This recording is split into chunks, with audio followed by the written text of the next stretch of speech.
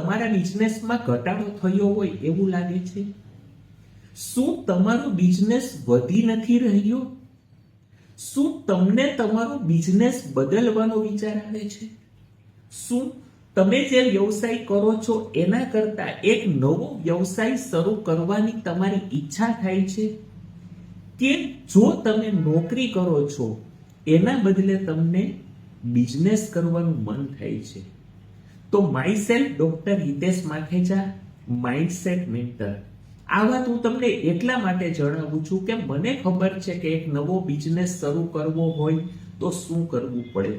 બિઝનેસમાં જ્યારે ખોટ જતી હોય, બિઝનેસ જ્યારે વધતો ન હોય, ત્યારે મોટા ભાગે એવું બને છે કે જે નિર્ણયો આપણે લેવાના હોય તે આપણે લઈ શકતા નથી, અને જે નિર્ણયો આપણે ન લેવાના હોય એવા નિર્ણયો આપણાથી લેવાઈ જાય છે. માટે હું આપ સૌને અનુરોધ કરું છું કે જો ઉપરની કોઈ પણ પરિસ્થિતિ દેખાતી હોય ને તો આપ ચોક્કસ એક વખત મારી મુલાકાત લ્યો.